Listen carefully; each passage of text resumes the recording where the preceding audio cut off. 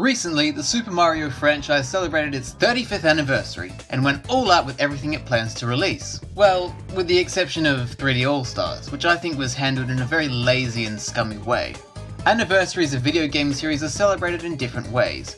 Some series celebrate with a piece of artwork or an animation of some kind, whereas others celebrate with full-on games. Sonic, for example, usually releases a game on his major anniversaries, which more often than not turns out to be a disaster.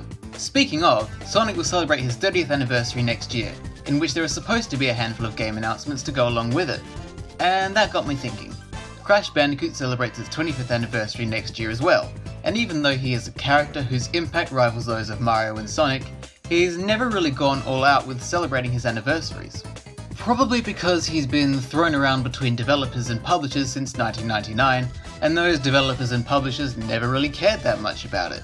But now, in the oh-so-glorious year that is 2020, we're confident that Crash will remain securely under the ownership of Activision for the foreseeable future, and they've clearly done their absolute best to bring the Bandicoot back into the spotlight. He's currently performing the best he ever has, so I'm almost certain that his 25th anniversary will be celebrated somehow. But what will they do to celebrate? I'm going to talk about what I think the ideal celebration would be, which means since these are my thoughts and ideas, and not Activision's, it almost definitely won't happen. Hopefully you enjoy the video, and if you do, I encourage you to like and subscribe for more, and since this is more of a discussion style video, you're more than welcome to comment your own ideas, or even tell me that my ideas are rubbish. So, there are many things that Activision could do, but I honestly think the best way to celebrate is with a game. Games are what Crash is known for, so it only makes sense. I don't think it should be a remake or a remaster though, and I definitely don't think it should be a lazy, piss-take collection of ports with a limited release like Mario's 3D All-Stars.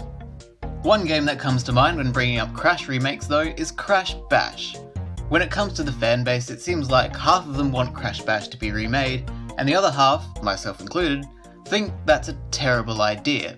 However, I do think the idea of a Crash Bandicoot party game is a good way to celebrate the 25th anniversary.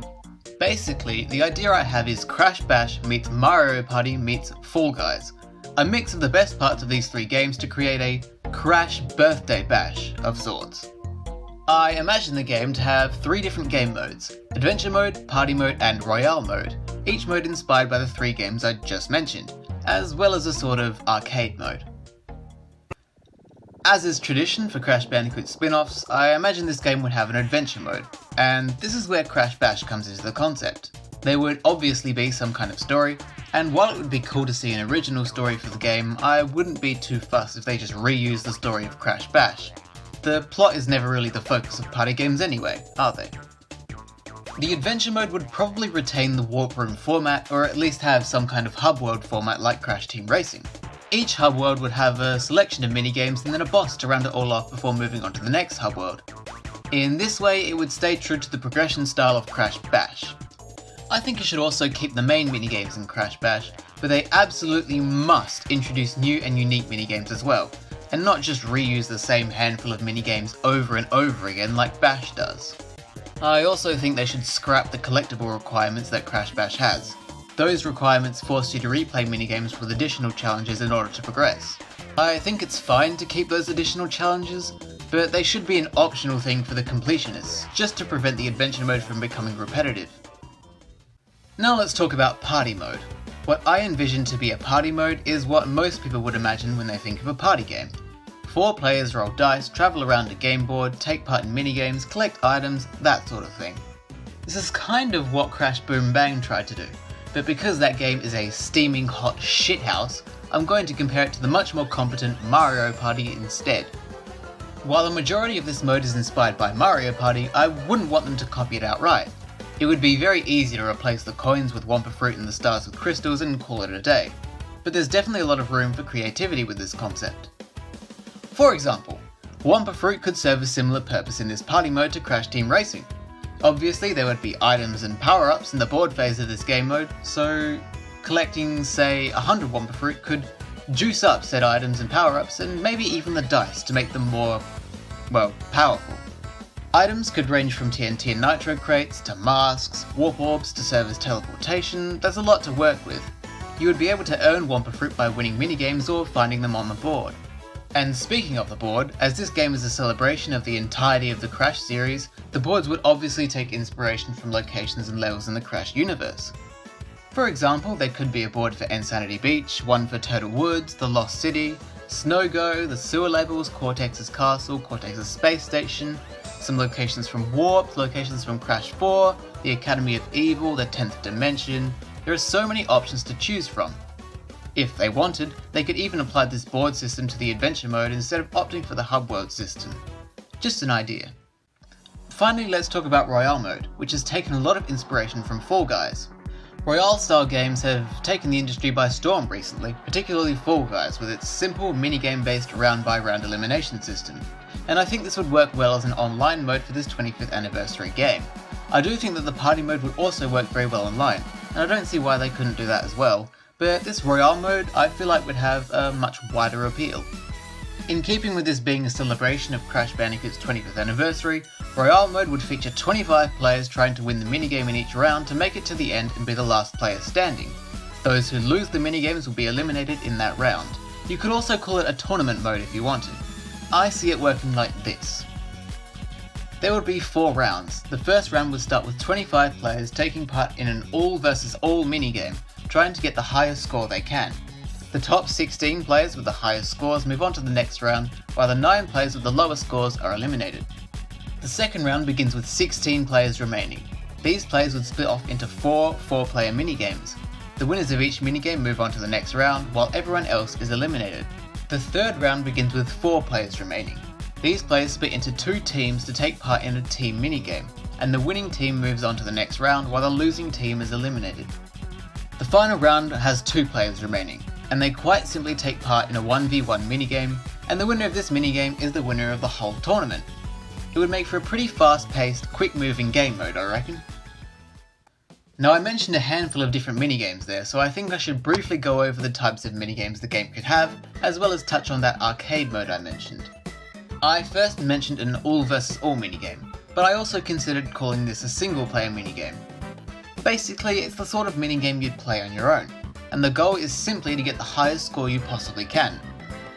I say single player in that the gameplay isn't affected by what your opponents or fellow players are doing, as you might expect in other types of minigames.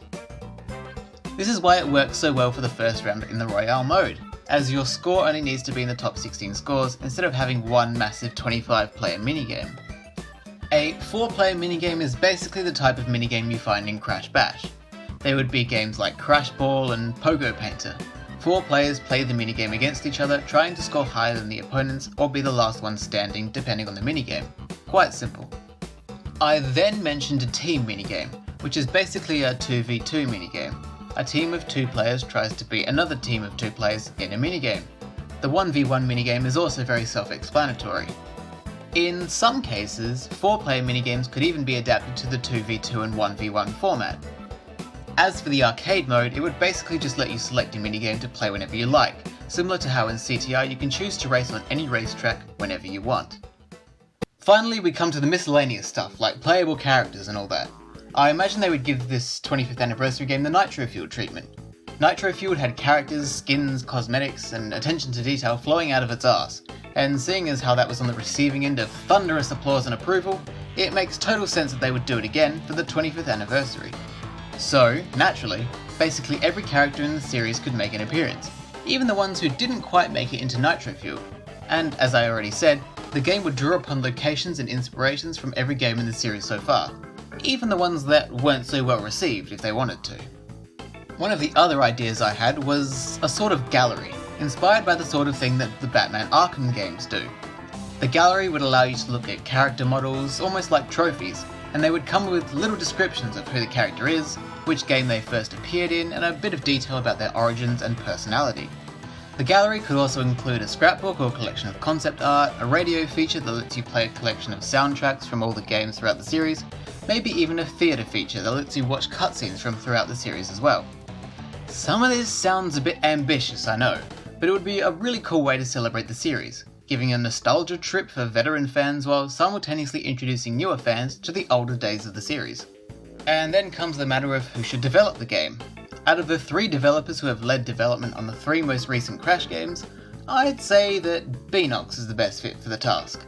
I mean, I'm sure Vicarious Visions and Toys for Bob would also do a fantastic job, but we've seen Beanox do an excellent job with Crash in the spin-off department, so I'm sure they can nail it again.